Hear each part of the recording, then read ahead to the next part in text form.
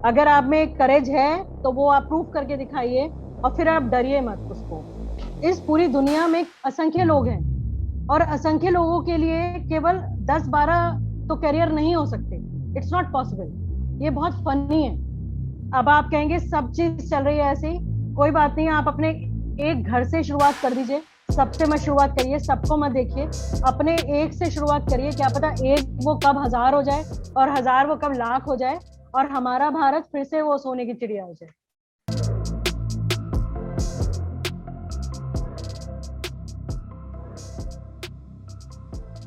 तो welcome ma'am, PID show में आपका स्वागत है। मैं हेलो आपके बारे में मयंक। Hello ma'am. मैं आपके बारे में थोड़ा सा बता देता हूँ ताकि ऑडियंस को थोड़ा सा बैकग्राउंड मिल जाए।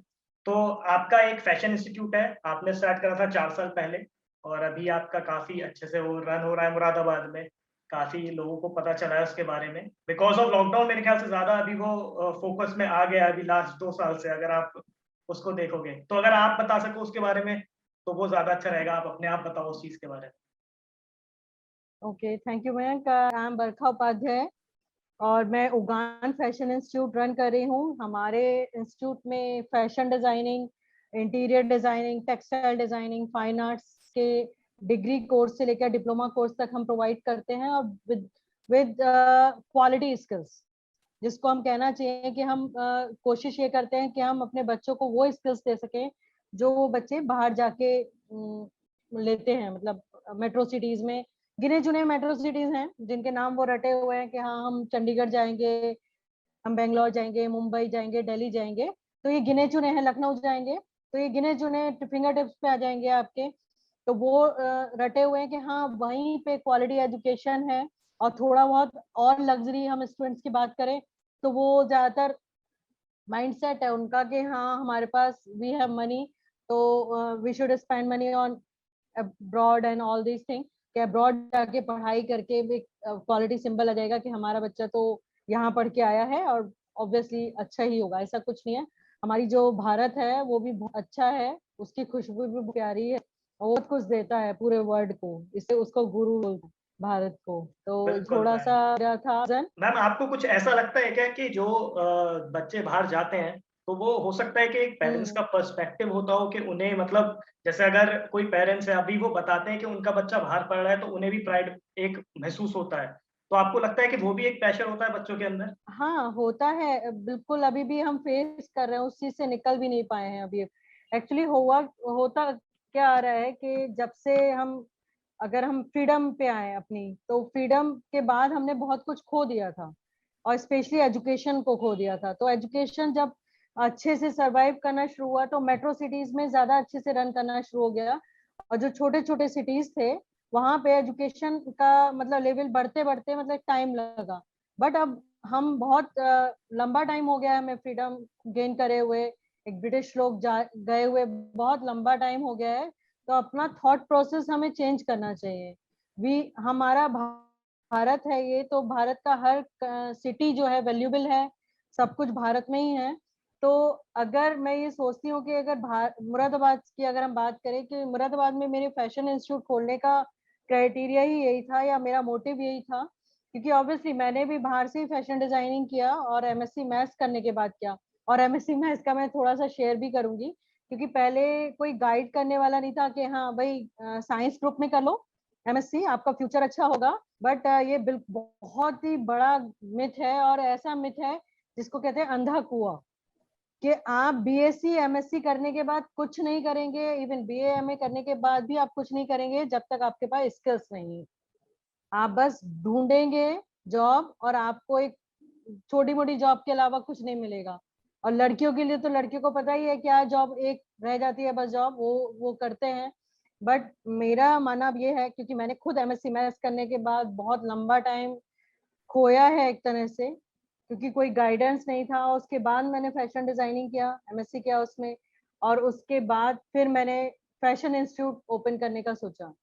वो इसलिए कि मेरे मुरादाबाद का जो बच्चा है वो नॉर्मल बच्चा भी परेशान नहीं हो, और वो अपने ही सिटी में एक क्वालिटी एजुकेशन ले सके। बट अभी 4 साल हुए हैं और इस चीज को समझाने में थोड़ा टाइम लग रहा है। जो पीरियड है 1 महीने का, 1-2 महीने का, तो बहुत सारे लोगों ने जाना है कि हम क्या एग्जैक्टली हमारा विजन क्या है, मिशन क्या है हमारा। तो इसलिए मैं, मतलब वो बात अलग होती है कि हमने क्या मतलब वो किया है, लेकिन एक टीम जो वर्क कर रही है, तो मैं रियली थैंक्स बोलूंगी मयंक का, अमन का, दोनों का, ट्रेड इन डोमेन का बोलूंगी कि पूरी टीम अरे ना, वर्क कर रही वो है तो खैर बहुत हमारा अच्छे से। काम है। जैसे मैं एक पॉइंट नहीं टच करना देखो चाहता मयंक, ये हूँ। वाला जो अभी आपने बोला ना काम है, हाँ, अगर शायद यही बात हम सबको समझा सकें तो ये बहुत अच्छी बात होगी। काम सबका होता है, बस बिल्कुल। जो कस्टमर होता है वो डिप्रेस इसलिए हो जाता है कि जिसका जो काम है वो अपना काम ऑनेस्टली से नहीं करता। हाँ, वो करेक्ट। काम है, माना काम है, मेरा भी जो काम है, अगर मैं भी बोलूंगी कि नहीं हमारे यहाँ एडमिशन हो गया अब हम बैठ जाते हैं, तो मैंने अपना काम नहीं किया। बिल्कुल, अभी एक पॉइंट था जो हम लोग पहले भी जब मिले थे तो हम लोग डिस्कस कर रहे थे कि आपने बोला था कि जब हम्म, ब्रिटिश आए थे उससे पहले जो भारत का था, वो सब हर घर में बिजनेस होता था। लेकिन जब से वो लोग आए, उन एग्जैक्टली, लोगों ने इस तरह से एजुकेशन सिस्टम कर दिया कि सब लोग नौकरी करें।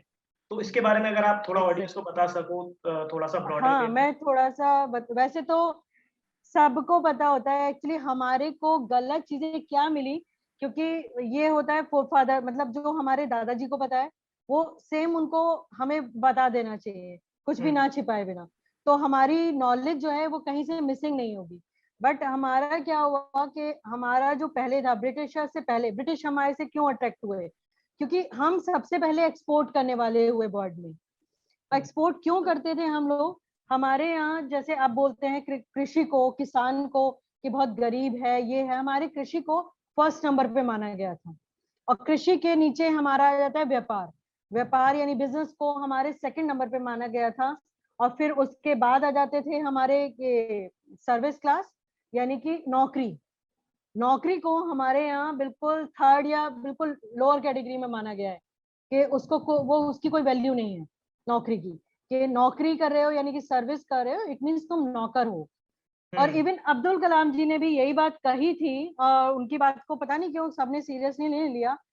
मेरे माइंड में अब्दुल कलाम जी की मतलब वैल्यू ऐसी है कि मतलब जस्ट लाइक एक संत होते हैं, बहुत ऋषि होते हैं, उस कैडर में आते हैं वो, कि मतलब वो अभी भी मेरे गूज़बम्प हो रहे हैं जब मैं उनका नाम ले रही हूँ, क्योंकि बिल्कुल, उनकी बिल्कुल। बातें जो हैं वो इतना रिलेट करती हैं यूथ को, और इतना समझाया उन्होंने सबको, पता नहीं क्यों नहीं समझ में आया, और इतने प्यार से समझाया है, इतना पोलाइट, इतना काइंड होके समझाया है। उन्होंने यही कहा था कि अगर नौकरी के लिए पढ़ोगे तो नौकर ही बनोगे, अगर अपने बिजनेस के लिए पढ़ोगे या स्किल्स के लिए पढ़ोगे तो अपना काम करोगे, अपने बॉस बनोगे। ये बहुत बड़ी चीज थी। बिल्कुल। और उन्हें कहा भी था कि please change the education system, कि एजुकेशन सिस्टम चेंज करिए, क्योंकि हम इंग्लिश जस्ट अ लैंग्वेज, अगर आप हम्म। लैंग्वेज को लैंग्वेज की तरह पढ़ेंगे तो अच्छा रहेगा। जैसे हम फ्रेंच पढ़ते हैं, जर्मनी हम पढ़ते हैं, तो जर्मनी हम पढ़ते हैं तो जर्मनी का कल्चर थोड़ी अडॉप्ट कर लेते हैं। अभी हम हम इंग्लिश को एज फ्रेंच अ पढ़ते हैं स्किल तो लेके चल फ्रेंच, रहे हैं। हाँ, हम इंग्लिश पढ़ रहे हैं, इंग्लिश को हम लैंग्वेज की तरह से नहीं पढ़ रहे, हम पूरा हाँ, कल्चर ही अडॉप्ट कर लिया। एग्जैक्टली। और वो कल्चर ऐसा है कि हम नौकरी के पीछे भाग रहे हैं। हम्म। बच्चा ऐसा हो गया कि इंग्लिश नहीं बोलता, उसकी पर्सनैलिटी गिर गई, उस वो बेचारा अपना स्किल्स के ऊपर डाउट करने लगता है।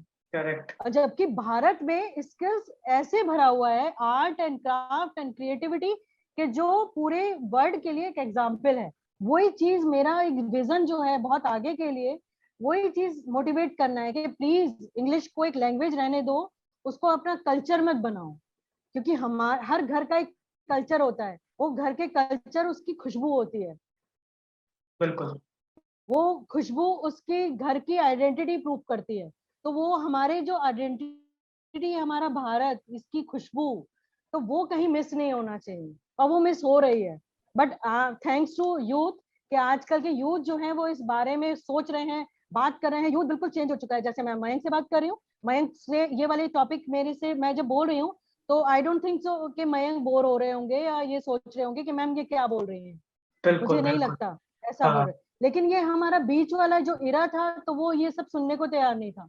अब वाला जो हमारा यूथ है, वो यंग जनरेशन जो हमारी है, वो तो अब बिल्कुल हमारे पुराने भारत पे आ गया है। उसको समझ में आ गया है कि हमारा भारत जो है वो कितना प्रीशियस है और उसको कैसे संभालना है। तो इसलिए मुझे थोड़ा कम मेहनत करनी पड़ रही है अपनी बातें समझाने में।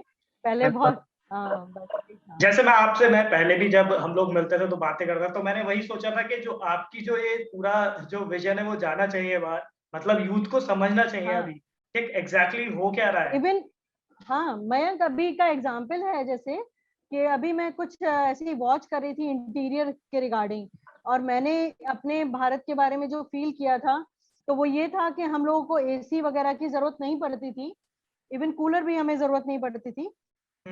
और मैं हमेशा इस बात पे क्वेश्चन करती थी अपने आप से कि मैंने कहा पहले के लोग ऐसे कैसे रह लेते थे और अब क्यों नहीं रह पाते, क्या ये एक मतलब एडिक्शन है या क्या है। तो अभी मुझे कुछ टाइम पहले उसका आंसर मिला, राजस्थान में है वो पर्सन, आई थिंक राजस्थान में है, मैं थोड़ा सा डाउटफुल है, उनका नाम भी नहीं पता मुझे। उन्होंने अपने बहुत बड़े एकड़ में, उन्होंने हस्बैंड वाइफ ने दोनों ने बिल्कुल मड हाउस बनाया हुआ है, और वो बिल्कुल लग्जरी है। उस घर में पंखे की जरूरत नहीं है, एसी तो भूल ही जाइए बिल्कुल भी। और उस घर में कोई भी कीटाणु नहीं आ सकता। उन वो 35 साल हो गए उनको वहां रहते हुए, उन लोगों को कोई टचवुड कोई बीमारी नहीं हुई है। उस घर में वो गोबर से, गाय के गोबर से, गौमूत्र से और मिट्टी से बना हुआ वो घर है। और उसमें मतलब अजीब सी एक पॉजिटिविटी है, एक इतनी सकारात्मक वाइब्स है वहां पे कि मन खुश हो जाता है। मतलब वहां पे मेरा बहुत मन है अब जाने का, हम प्लान बना रहे हैं। तो हमारा आगे का विजन यही है कि इंटीरियर जो हम बच्चों को अब सिखाएंगे, हम फाइनल राउंड में या फाइनल जो हमारा सेमेस्टर होगा उसमें हम वो चीज सिखाएंगे, और वो बहुत फ्रूटफुल। इवन बाकी एक लेडी लड़की है, बट वो 25 इयर्स में वो यहाँ पे इंटर्नशिप के लिए, और उसके बाद उसने यहाँ पे ये प्रोसीजर सीखा कि मड हाउस कैसे बनते हैं। और वो बाहर गई है, अपने कंट्री में गई है, कंट्री में जाने के उसके बाद बड़े बड़े प्रोजेक्ट पे काम कर रही है। और उस लड़की के पास टाइम नहीं है बिल्कुल भी, वो इतना लेविश साउंड कमा रही है, मतलब बहुत लग्जरी इनकम है उसकी वहां पे। मतलब मैं सरप्राइज थी कि हमारी जो धरोहर है वो दूसरा सीख के गया है और वो इतना अच्छा अर्न कर रहा है, साउंड मनी अर्न कर रही है। उसके पास लड़की के पास टाइम नहीं है, अभी बहुत यंग है वो बिल्कुल यहाँ मैम, पे। क्योंकि अब हमारे वही साथ मैं वो स्टार्टिंग से वही हो रहा है, स्टार्टिंग से वही हो रहा है। जैसे बिल्कुल योगा हम पहले से करते थे, लेकिन वो इंडिया के लोगों ने वापस कब एग्जैक्टली करना शुरू करा जब वेस्टर्न में पूरा कल्चर आ गया वो। तो ये पता नहीं, एग्जैक्टली वो एग्जैक्टली पूरा प्रोसेस ही ये है पता कि नहीं, हम वो लोग अपनी चीजों को भूलते हैं, दूसरे हमें याद हाँ दिलाते हैं कि जागो, ये तुम्हारे ही है। हाँ, तो और वो हमें लोग उस प्राउड पे फील होता है प्रॉपर, उसके वो लिए। तब तक उस पे प्रॉफिट ले चुके होते हैं उस चीज का प्रॉपर, तब हम लोग फिर बिल्कुल वापस हंड्रेड आते हैं एंड उस टेन पे। परसेंट बिल्कुल बिल्कुल। हम उसको मजाक में ले लेते हैं, मीम्स बन जाते हैं उस पे, योगा पे एग्जैक्टली बहुत हाँ। चिल के नाम पे लेते हैं, अरे यार चिल करो। ये चिल नहीं होता है। अभी ये जो कोरोना या सब कुछ फैल गया था, और इतना मतलब मेरे को कभी कभी कुछ कुछ ऐसी स्टोरीज सुनने को मिली कि आंखों से आंसू आ गए कि हम्म। जिसके घर का गया था। बट बिल्कुल मैं ये सोचती थी कि मतलब अगर हम योगा को कनेक्ट करे रहते, ना सुनते इतना ज्यादा न्यूज, या ना इन सब चीजों से पैनिक होते जा पाते। बड़ा दुख वाला था ये पीरियड। मतलब अब सुन रहे हैं तो मतलब पहला वाला जो टाइम था, ये सेकंड वेव जो थी, इसने बहुतों को रुला दिया। मतलब हाँ इवन हमारा एग्जैक्टली। रिलेशन भी नहीं था उन लोगों से, उन हम्म। हमें तक रुला दिया कि मतलब देखा नहीं जा रहा था कि क्या चीज हो गई है। और हमारे पास सब कुछ है, हम कर सकते हैं। और मेरा विजन भी यही है कि हम डिजाइनिंग में भी, फैशन डिजाइनिंग में, फाइन आर्ट्स में, एंड टेक्सटाइल में, एंड इंटीरियर में, हम जो भारत का एंशियंट कल्चर है उसको मॉडर्नाइज करके, हम उसको मॉडर्न वे में हम उसको रखें और उसका यूज बताएं, और उसी से हमारा बच्चा जो है वो स्किल गेन करे और अर्न करे, एक साउंड मनी अर्न करे। बिल्कुल। अच्छा, अपने को ऐसा नहीं लगता है कि नो ऑफेंस टू बड़े बड़े जितने भी कॉलेज हैं, मतलब उनकी तरफ कुछ गलत बात नहीं है, लेकिन वो लोग बहुत ज्यादा पैसा रेस करके वो लोग कुछ ऐसा एनवायरनमेंट बनाना चाह रहे हैं कि जो बहुत ज्यादा फैंसी लगता है। उसकी वजह से मेरे ख्याल से बच्चे वहां एग्जैक्टली अट्रैक्ट होके जाते हैं। वहां वो लोग वो नहीं देखते हैं कि एग्जैक्टली क्या स्किल्स हो रही है, क्या मिल रही है उन्हें, या फिर क्या और चीजें मिल रही हैं। वो बस खाली फैंसी वर्ड देख के चले जाते हैं, जो कि हम लोग नहीं कर सकते, क्योंकि एग्जैक्टली हम लोग प्रॉपर एक स्किल्स देना चाह रहे हैं उन लोगों को। तो ये हाँ बिल्कुल सही कह रहे हैं मयंक। क्योंकि अगर आप इंफ्रास्ट्रक्चर पे सोचें, तो इंफ्रास्ट्रक्चर पे आप एक साउंड अमाउंट खर्च कर देंगे, फिर इंफ्रास्ट्रक्चर आप पूरा बना लेंगे, और फिर आपको एक लालच माइंड में आ जाएगा कि मैंने इतना लगाया है, अब मुझे इतना ही लेना है। बिल्कुल। तो वो जो आपके पास बच्चे आएंगे, आप सारा कुछ वो पैसा जो आपने लगाया है, इवन वो आपने अपनी बिल्डिंग के लिए लगाया है, इट डजंट मीन कि वो रिस्पॉन्सिबल है बच्चे उसके लिए, कि बच्चे पे करें उसके लिए, बट आपका जो माइंड सेट हो जाता है हम लोगों का कि हमने लगाया है तो अब हम बच्चों से लेंगे, हम उसको कि हम इनको लग्जरी प्रोवाइड कर रहे हैं तो हम इनको बच्चों से लेंगे, इसलिए वो साउंड अमाउंट जो फीस है वो उनसे चार्ज करते हैं। और आई डोंट थिंक सो कि वो स्किल्स पे काम करते हैं, क्योंकि मेरे पास ये मेरा एक्सपीरियंस रहा है कि मेरे पास फैकल्टीज के लिए, मैं नाम तो नहीं लूंगी कि इस यूनिवर्सिटी के लिए से आई थी वो लड़की, बट वो एक अच्छी यूनिवर्सिटी से आई थी, जो एक ब्रांड बन चुकी है वो यूनिवर्सिटी, यूपी की है। बट उस यूनिवर्सिटी से आने के बाद मतलब आप मैं इतना हाथ आपको अगर दिखा रही हूँ तो इतनी सारी उसकी फाइल्स थी, और इतनी सारी फाइल्स, उसने फैशन डिजाइनिंग में ग्रेजुएशन किया हुआ था, वो सॉरी ग्रेजुएशन फैशन डिजाइनिंग में किया हुआ था। तो उसका मैंने जब इंटरव्यू लिया तो उससे मैंने एक जस्ट फाइल में एक फाइल पिक किया, और उससे उसके बाद रैंडमली क्वेश्चन पुट अप किया उस बच्ची से। तो वो बिल्कुल पजल थी, उसको पास कोई आंसर नहीं था उस क्वेश्चन का। उस मैंने कहा ये आप ही की फाइल है, आप ही के नोट्स हैं, तो आपको पता होना चाहिए। तो वो बोली मैम ये नोट्स तो हमें बता दिया जाता है कि बना लो करके, तो हम बना लेते हैं क्योंकि हमें असाइनमेंट पूरा करना होता है, हमें नहीं पता इसमें क्या क्या लिखा हुआ है।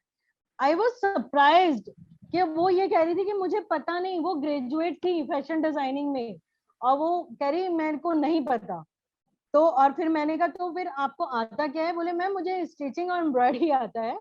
तो मैंने कहा बेटा डिजाइनर का काम स्टिचिंग एम्ब्रॉयडरी नहीं होता, that is the part of designing, ये डिजाइनर टोटल टेलर नहीं होता।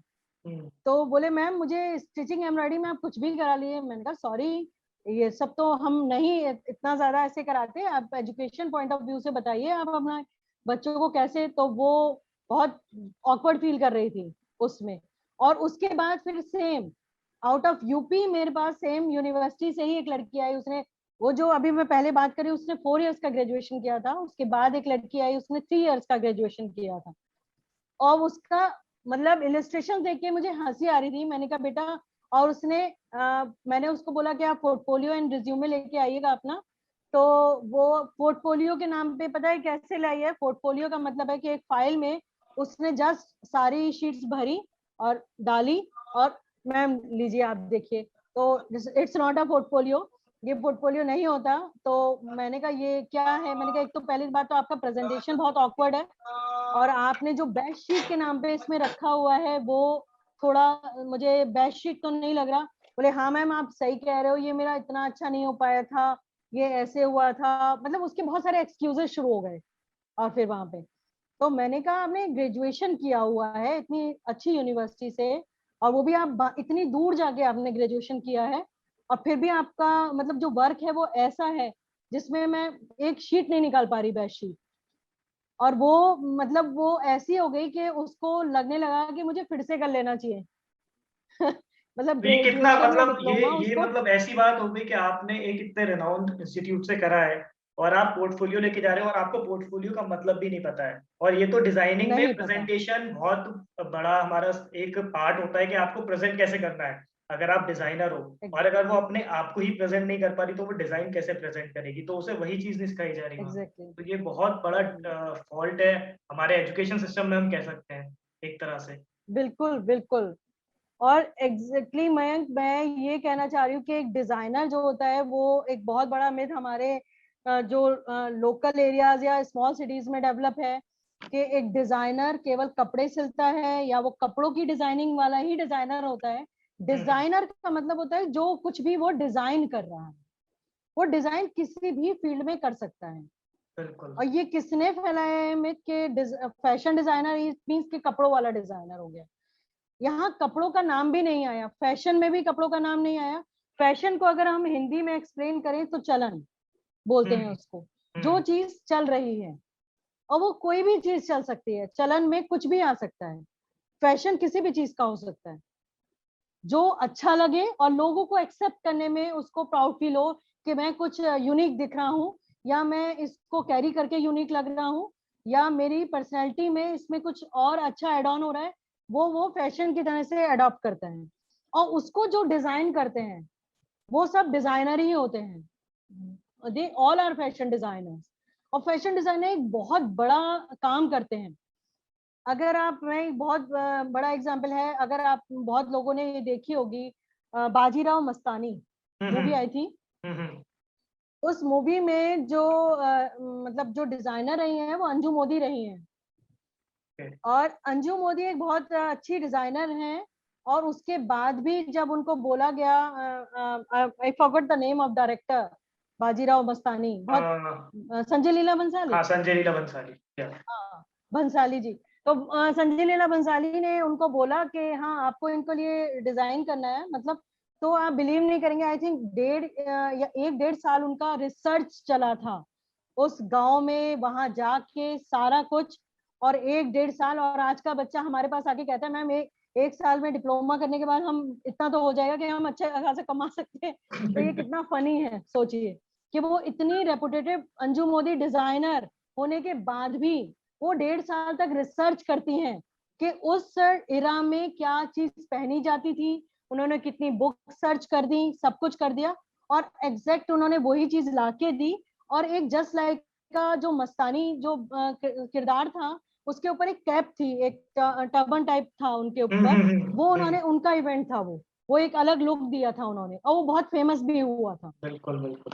तो ये जो एक अलग सी चीज है, डिजाइनर को, डिजाइनर कहिए या किसी भी स्किल्स में आप जाइए, थोड़ा पेशेंस रखना पड़ता है। हम लोग क्या करते हैं कि अपने जो आइडल्स होते हैं वो हमारे फिल्म स्टार्स हैं, सबसे पहली चीज, जो कि बहुत exactly. बड़ी गलत चीज है। मतलब क्यों है ऐसा मुझे भी नहीं पता। जो हमारे आइडल हैं वो फिल्म स्टार्स हैं।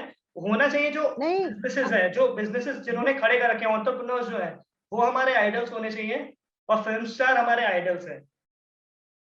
तो वो बहुत गलत लेकिन चीज है मेरे एक ख्याल से। चीज, एक प्लस पॉइंट यहाँ पे भी देखो, फिल्म स्टार नौकर नहीं है, हाँ, एग्जैक्टली। है ना। हाँ। फिल्म स्टार एक क्रिएटिव पर्सन है। अब हम्म। हम क्या देखते हैं, मूवीज से इंस्पायर्ड होते हैं, ना कि उस करेक्टर से उसकी इंस्पायर होते स्टोरी हैं। देखता ही नहीं है कोई, वो देखता है कि आज कितना कमा रहा है वो। बिल्कुल, उसका स्ट्रगल किसी ने देखा ही बिल्कुल, नहीं है। Exactly exactly. अगर हम, मैं, मेरे पास वैसे तो बहुत सारे ऐसे फिल्म स्टार्स हैं, एक्ट्रेसेस हैं, जो इन्होंने बहुत स्ट्रगल करके आए हुए हैं, but they all are creative persons. वो किसी के नौकर नहीं है, वो नौकरी नहीं करते। वो करेक्ट। हमारे सामने बहुत बड़ा एग्जाम्पल है, वो इंडस्ट्री बहुत बड़ा एग्जाम्पल है क्रिएटिविटी का। लेकिन हम लोग क्या सोचते हैं कि हम लोग सोचते हैं जादू हो जाएगा और हम बस बन जाएंगे, उसके पीछे बहुत बड़ी स्ट्रगल होती है। इवन अगर आप लता मंगेशकर जी को देखें, तो अगर उनकी स्ट्रगल मैंने पढ़ा था, तो मतलब ऐसी स्ट्रगल थी कि उन लोगों के पास, बहनों के पास खाने के भी लिए नहीं था, और सिर्फ वो पता नहीं इतनी दूर दूर तक चल चल के जाते थे, ऑडिशन देते थे, और उनकी आवाज भी उतनी फिल्टर नहीं थी, लता जी की आवाज भी। और वो धीरे धीरे करके जो उन्होंने गेन किया है, लेकिन वो अब जो इतना काम हो गए हैं, वो इसलिए काम हो गए हैं कि जैसे हमारे टैगलाइन है उगान का, क्रिएटिविटी टेक्स करेज। ये बहुत करेक्ट। रियल है कि और ये बहुत क्रिएटिविटी डीप है, अगर जो आप में लोग बस है, खाली पढ़ के छोड़ बहुत देते हैं, वो डीप है, बहुत ज्यादा डीप है आपकी जो बिल्कुल, टैगलाइन है। बहुत डीप है। क्योंकि इसके लिए नो डाउट आपको करेज की जरूरत बहुत ज्यादा पड़ेगी, बिल्कुल क्योंकि बिल्कुल। रिस्क इतना होगा, कंपटीशन इतना है सब जगह। तो वही मैंने कहा कि फिल्म स्टार से अगर इंस्पायर होना है तो ठीक है, वहां से भी हो जाओ, लेकिन रियल सेंस पे हो। वो ऊपर ऊपर का देख के मत हो उसमें, कि ये नहीं कि उनको कॉपी करने लग गए या ये करने लग गए। अक्षय कुमार को हम फॉलो करते हैं, तो अक्षय कुमार को देखते हैं कि वो वेटर रह चुके हैं। अगर हम रजनीकांत की बात करें तो उनकी लाइफ तो बहुत ही टफ है। इवन रजनीकांत जो है, उनकी कोठी के बाहर लिखा हुआ है पेन इज गेन। तो सोचिए, जब उस बंदे ने ये लिखा है कि पेन इज गेन, तो कितना ज्यादा उसने, मतलब वो सहा होगा, आप बिल्कुल। सोच सकते हैं। तो इसी को कहते हैं क्रिएटिविटी टेक्स करेज। मतलब वाकई में, मतलब अगर आप में करेज है तो वो आप प्रूफ करके दिखाइए, और फिर आप डरिए मत उसको। आपको गॉड, ऊपर भगवान देख रहे हैं, और वो आपको एक डेस्टिनेशन पे जरूर पहुंचा देंगे, 110% पहुंचाएंगे। बिल्कुल बिल्कुल। अभी क्या हो रहा है कि काफी लोग, अभी जो अवेयरनेस हो रही है यूथ के अराउंड, वो हो रही है कि मेरे को कुछ अपना करना है।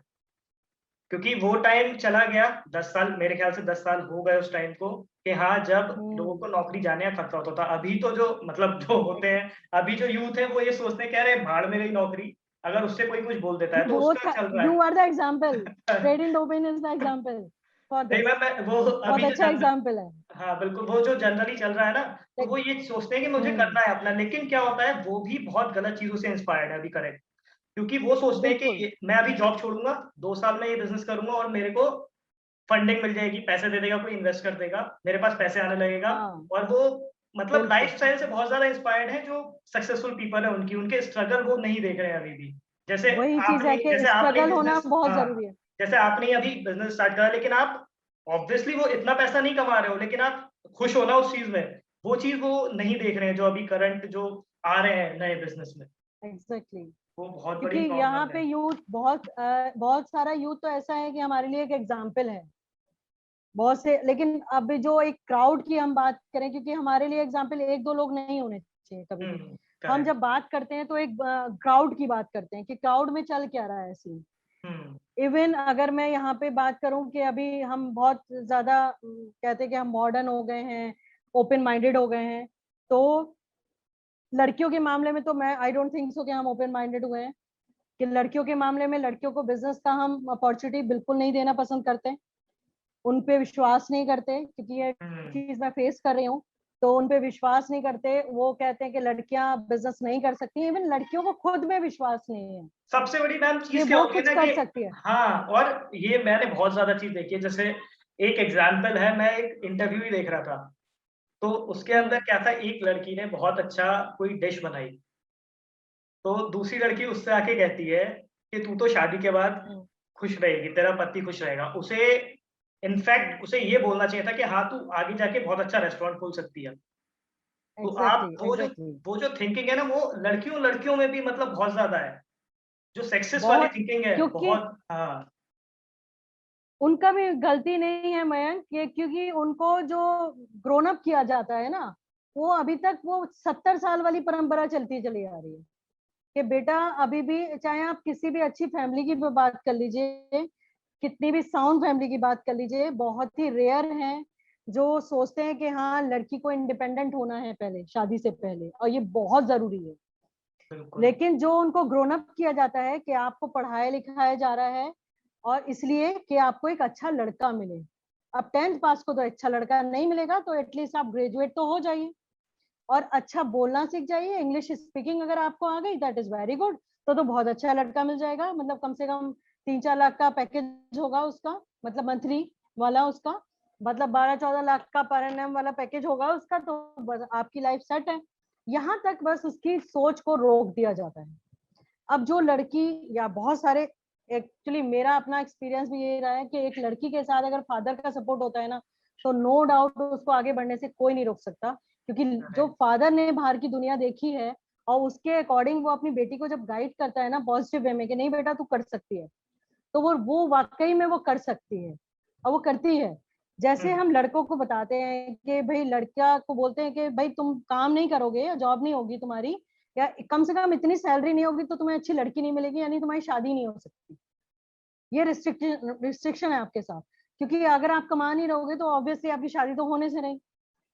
लेकिन यही रिस्ट्रिक्शन सेम अगर लड़कियों के साथ भी लगा दें कि बेटा अगर आप कमा नहीं रहे होगे ना, अगर आपके पास 20 से 50,000 वाली सैलरी नहीं होगी, तो आपकी शादी नहीं होगी।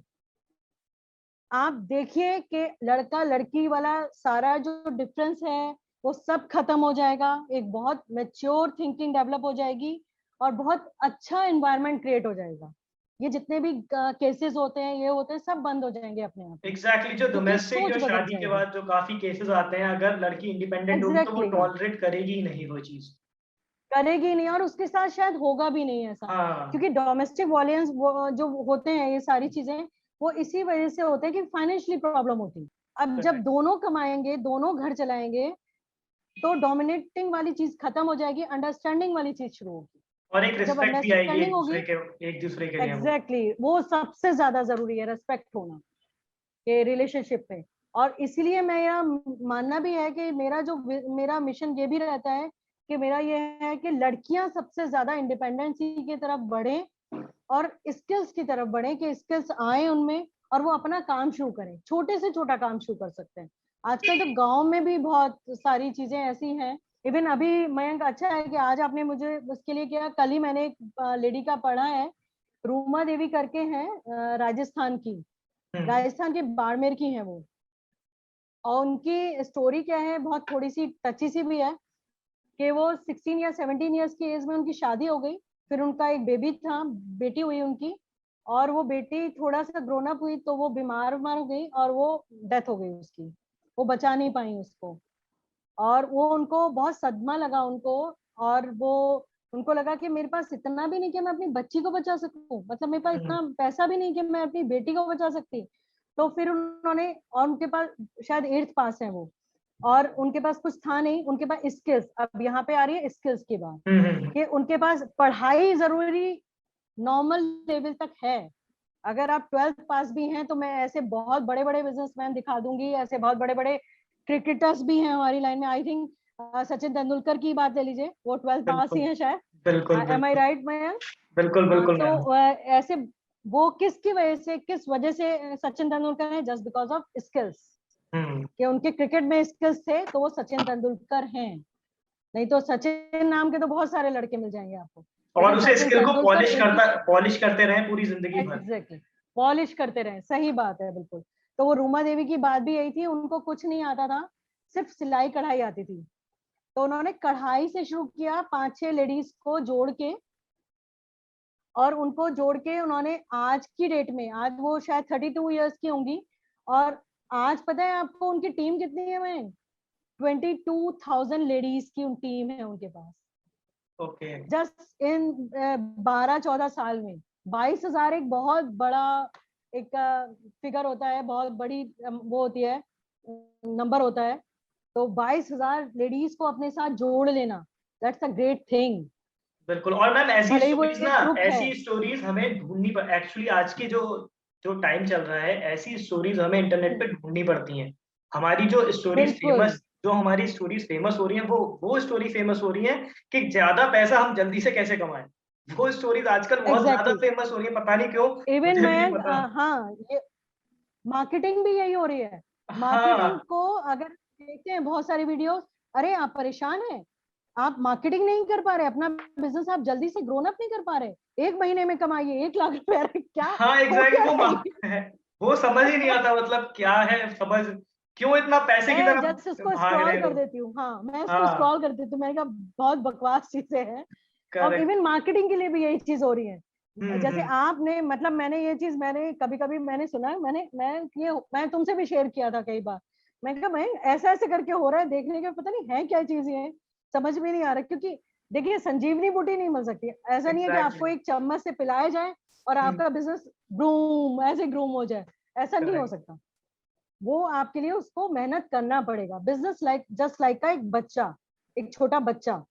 जैसे अगर आपने 1 साल एक बच्चे को हुआ है, तो 1 साल अगर आपके बिजनेस को भी हुआ है, तो आपको जैसे 1 साल के बच्चे की आप केयर करिए, वैसे ही आप अपने बिजनेस की केयर करिए। बिल्कुल बिल्कुल बिल्कुल। सेम ऐसे ही, जैसे जैसे बच्चा बढ़ता है वैसे वैसे बिजनेस बढ़ता है।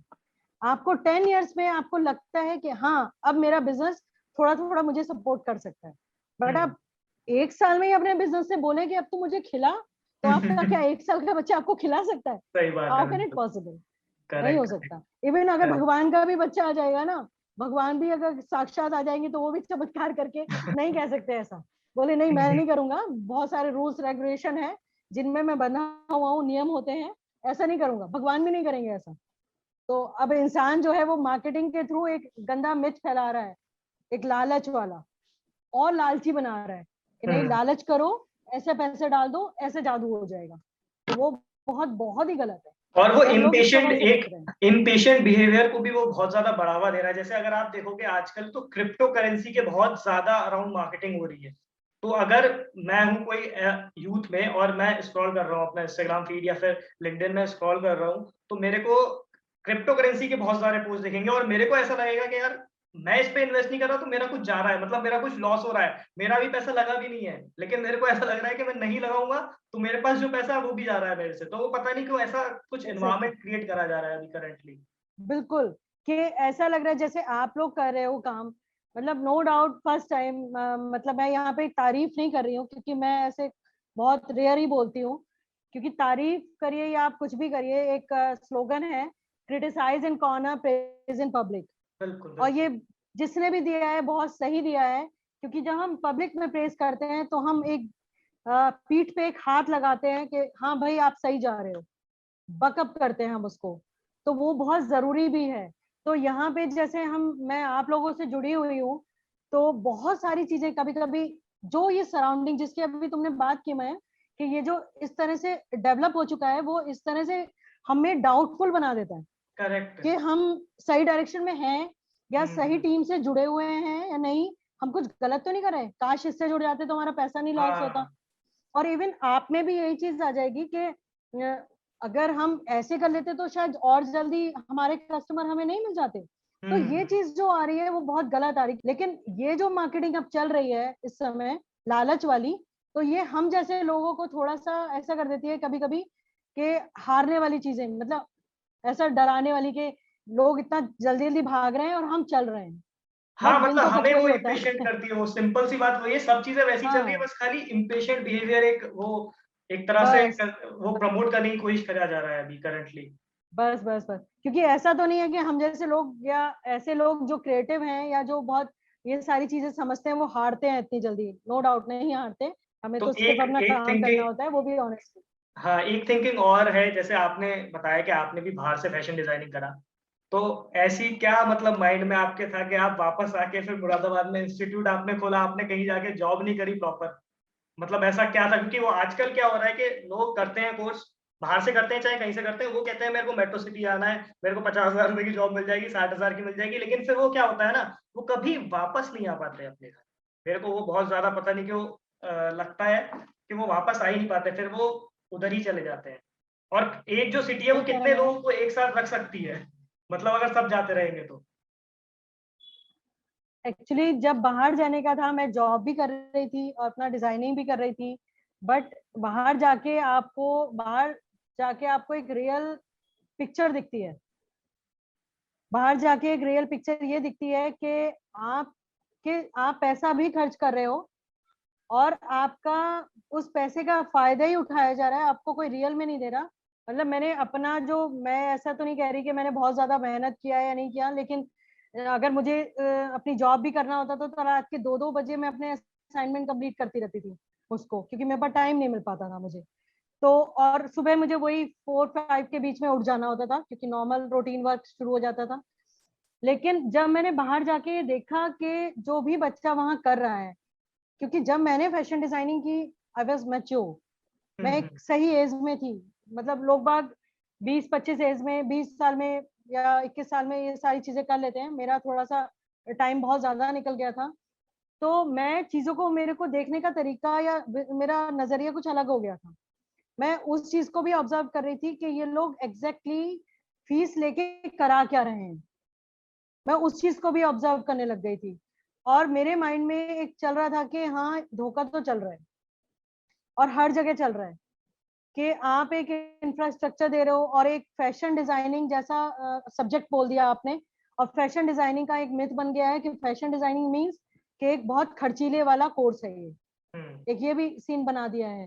फैशन डिजाइनिंग हो गया, टेक्सटाइल डिजाइनिंग हो गया, इंटीरियर हो गया, फाइन आर्ट्स हो गया, ये सारे महंगे वाले कोर्स बना दिए, बट ऐसा कुछ नहीं है। ये सब कुछ भी नहीं है, सब टोटल मिथ है। और यहाँ पे मुरादाबाद में करने का मेरा बेसिक मोटिव ही यही था कि मेरे को मुरादाबाद के बच्चों को, यानी कि अगर मैं ये चाहती हूँ कि हर छोटे सिटीज में भी इस तरह के अच्छे इंस्टीट्यूट होने चाहिए। अब वो अच्छे इंस्टीट्यूट इंफ्रास्ट्रक्चर से कभी नहीं होंगे, आपकी सोच से होंगे कि आप बच्चों को क्या देना चाह रहे हैं।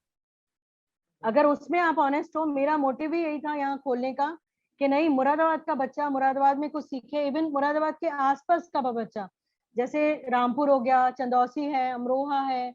अगर इनको बहुत पहले की बात करें तो ये कस्बों में आते थे, बट अब ये छोटे स्मॉल टाउन में आते हैं और काफी डेवलप हो चुके हैं। वहां पे ऐसा नहीं है, अच्छा क्राउड है, बहुत डेवलप क्राउड है, बट फिर भी उनको एजुकेशन वाला अभी वहां तक कैडर पूरी तरह से नहीं पहुंचा है। हम्म। तो और मुरादाबाद में एजुकेशन के मामले में थोड़ा सा, मैं, ये तो फैक्ट है कि बैकवर्ड मानती हूँ मैं मुरादाबाद में करेक्ट। एजुकेशन के मामले में। इसलिए मानती हूँ क्योंकि मुरादाबाद में कोई एजुकेशन को लेके बात ही नहीं करता, कोई स्किल्स को लेके बात ही नहीं करता, कोई क्रिएटिविटी को लेके बात ही नहीं करता। सब लोग ऐसे मतलब एक रूटीन पे बात करते हैं ना, जैसे चलती चली आ रही है कि हाँ ठीक है ऐसे ही बात करो। बट अगर हम बात करें क्रिएटिविटी की, एजुकेशन की, तो वो उसके बारे में कोई कन्वर्सेशन नहीं होता, कोई ऐसी काउंसलिंग्स नहीं होती स्टूडेंट्स की। कॉलेजेस में काउंसलिंग सेल गवर्नमेंट की तरफ से बना दिया गया है, और काउंसलिंग सेल का मतलब होता है कि आप बच्चा जब आपके पास आए तो उसकी आप प्रॉपर काउंसलिंग करिए। यानी कि काउंसलिंग मीन्स आप उसको समझाइए। काउंसलिंग मीन्स ये बिल्कुल नहीं होता कि आप किसी के बाहर किसी प्रोफेशनलिस्ट को बुलाइए और वो अपने बारे में, बिजनेस के बारे में समझा देगा। इट्स नॉट अ अपना काउंसलिंग, प्रमोशन करके चला जाएगा। काउंसलिंग नहीं है बिल्कुल। वो तो हाँ अपनी वही। मार्केटिंग करके चला गया। करेक्ट। हाँ। बच्चे को क्या, बच्चे तो एडमिशन ले चुका है ना वहां पे, अब उसकी काउंसलिंग कर दो नहीं करो उसको क्या फर्क पड़ रहा है। हम्म। काउंसलिंग का मतलब होता है पहले आप काउंसलिंग करिए कि आप इस सब्जेक्ट के लिए सही हैं या नहीं है, आपका इंटरेस्ट इसमें है या नहीं है। गवर्नमेंट में ये चीज सोच के डाला है इसको, बट ऐसा तो हो नहीं रहा ना। वो काउंसलिंग एक ऐसा हो गया कि भाई काउंसलिंग के नाम पे हम किसी को बाहर को बुला लेते हैं। इवन पेरेंट्स भी काउंसलिंग नहीं करते बच्चे की। पेरेंट्स को हमेशा 8th के बाद बच्चे की काउंसलिंग करना चाहिए कि बेटा तुम्हारा इंटरेस्ट किस में है। अगर उसका इंटरेस्ट क्रिएटिविटी या फाइन आर्ट्स या इन सब चीजों में है तो उसको बोल दीजिए कि ठीक है नॉर्मल स्टडी कंप्लीट करो 12th तक, फिर हम आपको क्रिएटिविटी में डाल देंगे। करेक्ट। तो उसको प्रेशराइज मत कीजिए कि वो 90% मार्क्स लाए या वो 80%। उससे बोल दो बेटा बस जस्ट पास हो जाना है तुझे, कि तू 12th पास हो जा, that is good for you. अगर तुझे IAS PCS बनना है तब भी कोई दिक्कत नहीं है, क्योंकि तब उसके लिए भी आपको ग्रेजुएशन करने के बाद अलग से कोचिंग लेना पड़ता है। मतलब आपको ऐसे भी बहुत सारे मिल जाएंगे 40% 50% वाले जो IAS बन गए हैं। बिल्कुल बिल्कुल। तो मेरे ख्याल में परसेंटेज तो कहीं मैटर करती ही नहीं है, ये जस्ट स्टेटस सिंबल हो चुका है। तो तो इसके अंदर परसेंटेज के पीछे पता नहीं भाग हाँ क्यों रहे हैं। इसके अंदर मैं एक बहुत ही कॉन्ट्राडिक्टरी बात बोलना चाहूंगा कि पेरेंट्स अभी हाँ, क्या, जब हम थोड़ा 12th के बाहर निकलते हैं तो फिर पेरेंट्स से हम जब कॉलेज में गए, हम लोग किसी ने हमसे कुछ बोला और हमने घर पे आके वो बताया, तो पेरेंट्स क्या बोलते हैं, हमें दूसरों की बात नहीं सुननी चाहिए।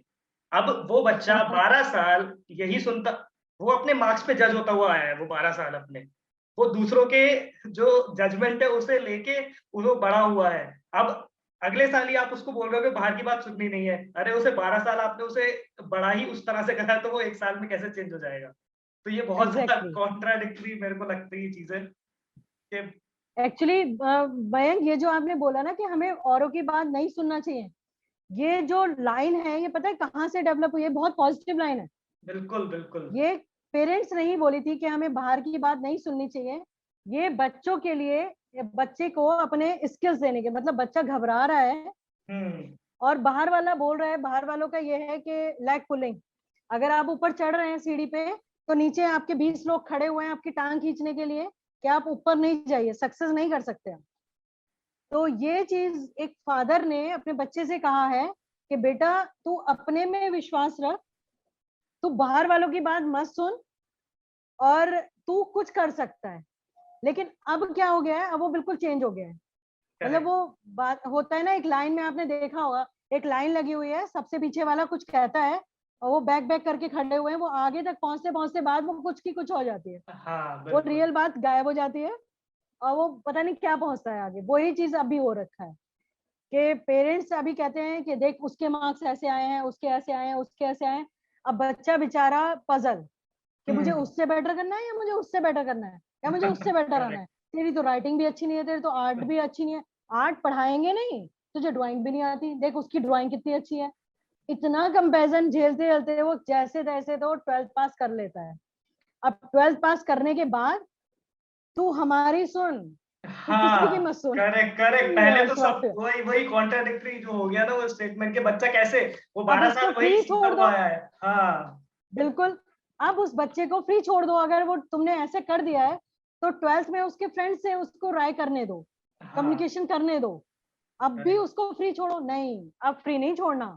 अब तो तुमने 12th पास कर लिया है, अब तुम हमारे कंट्रोल में हो, अब बताओ तुम्हें क्या करना है। अब उसने कुछ भी बोला, इसमें तो कुछ है ही नहीं। अब उसने कुछ, इसमें तो कुछ भी नहीं रखा, इसमें तो करियर ही नहीं है, ये तो सब लोग कर रहे हैं।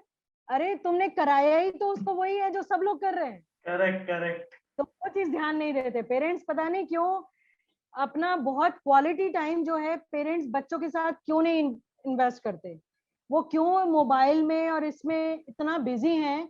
वो जो बच्चा है ना, हमारे घर का एक बच्चा, चाहे वो काला है, गोरा है, छोटा है, लंबा है, लेकिन उस पेरेंट के लिए, उन माँ बाप के लिए वो हीरा है। और बिल्कुल। उस हीरे को इग्नोर करते हैं और आपने मोबाइल और लैपटॉप में और फेसबुक में और इसमें लगे रहते हैं। इवन अपने दोस्तों में लग जाते हैं, फादर हैं तो, या अपने बिजनेस को इतना ध्यान दे देते हैं, अपनी सर्विस को ध्यान देते हैं। लेडीज हैं, किचन में दे दिया ध्यान कि हम तो होम मेकर हैं। होम मेकर का मतलब ये नहीं होता कि आप बच्चे को कुछ बना नहीं सकते। अगर हम बड़े बड़े पहले वॉरियर्स की बात करते हैं, अगर हम एंशियंट टाइम पे, एंशियंट भी नहीं है, बहुत पुराना टाइम नहीं है, तो एक मदर जो होती है वो एक क्रिएटर होती है। मदर के पास वो पावर है कि वो बच्चे को कुछ भी बना सकती है, बट वो अपने करेक्ट। से तो निकले। हाँ। वो सोचे तो कि हाँ मैं क्रिएटर हूँ, इट्स माई चाइल्ड, इसको मैं जैसे भी ढालूंगी, जितनी भी सुंदर शेप बनाऊंगी, ये बन जाएगा वो। बट वो सोच ही नहीं रहे, इस तरह से कुछ भी नहीं लेकिन सोच मेरे रहे। मेरे वो सब वो अकॉर्डिंग, कर रहे हैं जो।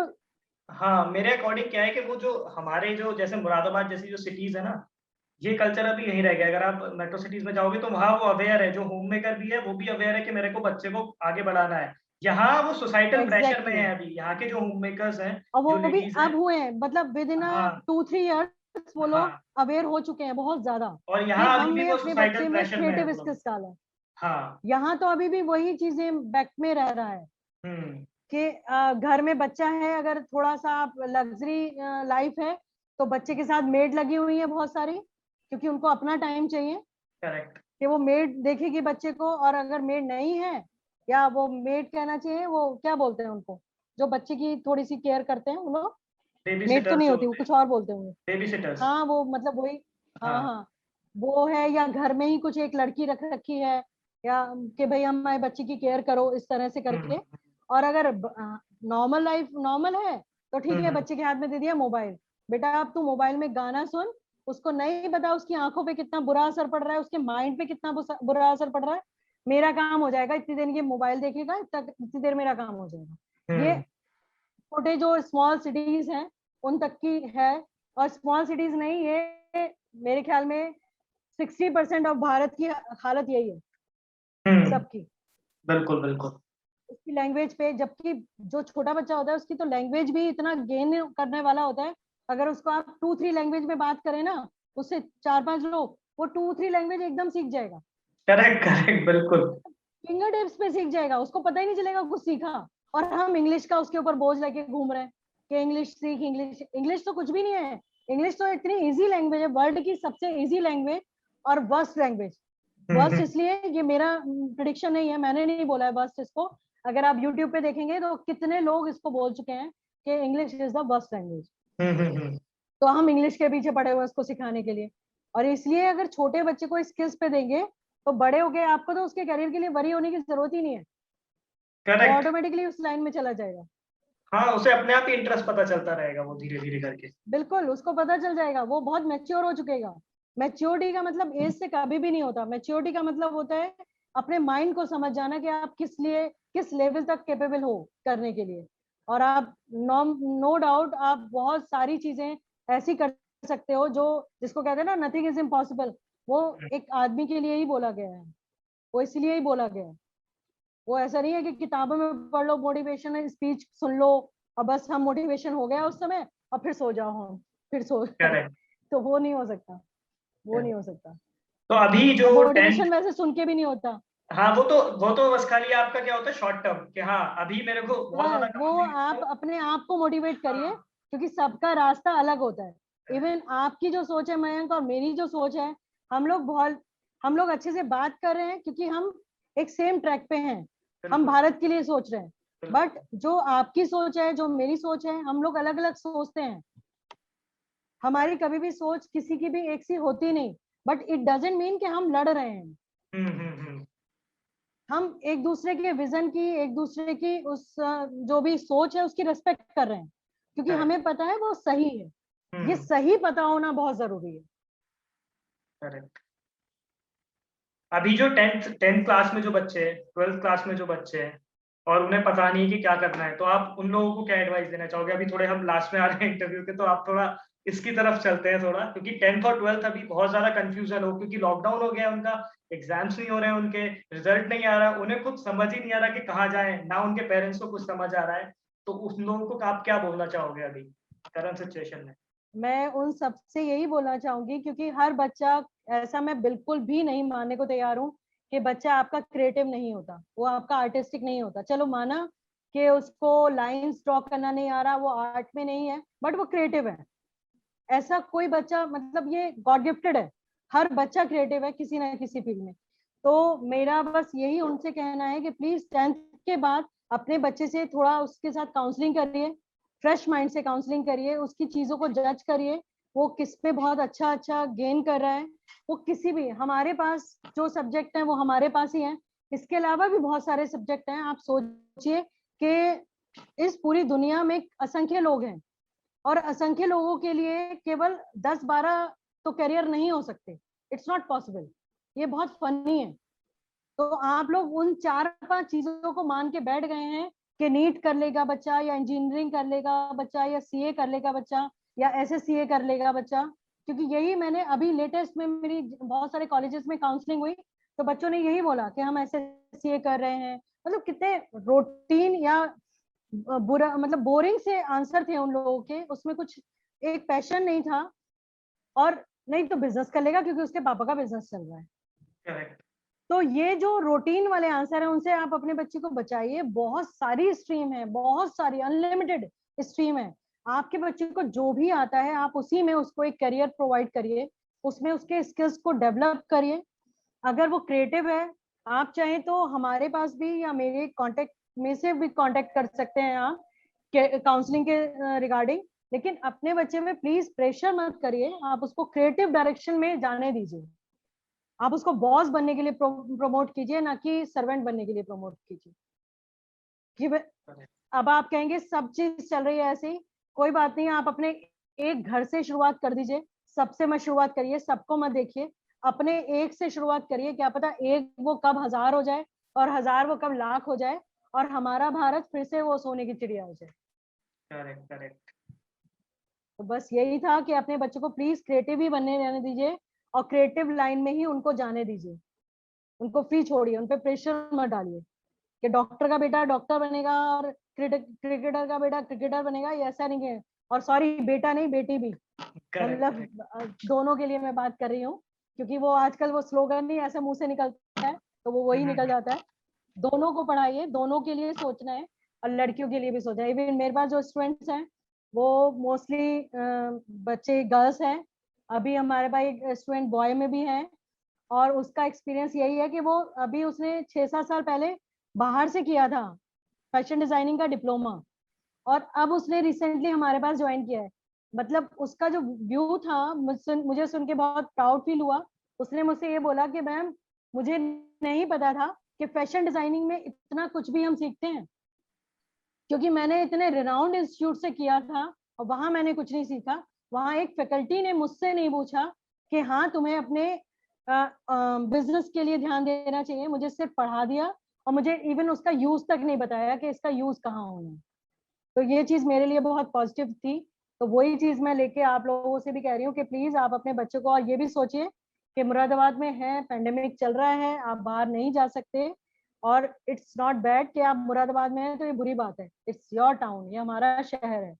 तो अगर हमारा शहर है, हम अपने शहर के बारे में सोचेंगे नहीं, तो हम किसके बारे में सोचेंगे? जैसे शहर के, जैसे हम अपने घर के बारे में सोचते हैं, ऐसे घर शहर के बारे में भी सोच लीजिए। और आप इवन डिसाइड नहीं कर रहे, इवन मिलने तो आइए या कॉल तो करिए। मैं अभी इसके अंदर डिस्क्रिप्शन में भी सारे लिंक्स डाल दूंगा, सब इंस्टाग्राम आईडीज और फोन नंबर्स, जो वीडियो जा रही है, तो वहां से वो लोग कांटेक्ट कर सकते हैं डायरेक्टली। तो थैंक यू मैम, काफी अच्छा कन्वर्सेशन रहा हमारा, और ऑडियंस को काफी ज्यादा मजा आने वाला है सुनने के लिए। ये काफी चीजें नहीं सीखेंगे थैंक यू वो लोग। मैम। पहली बात तो ये सारी चीजें जो मेरे अंदर, मुझसे इस तरह से नॉर्मल बात करने के लिए, क्योंकि ये मैं बहुत टाइम से था कि मैं ये सारी चीजें शेयर करूं, और तुमने इतने नेचुरल वे में मुझसे ये मैं शेयर कर पाई, और इवन सबसे ही शेयर कर पाई, और हम लोग की बात हो रही थी। बट उस बात के जरिए मुझे लगा कि मैं सबसे बात कर रही हूँ। तो इस thanks a lot for this opportunity, कि बहुत अच्छी अपॉर्चुनिटी थी। ठीक है, थैंक यू मैम। चलिए, ओके ओके, थैंक यू।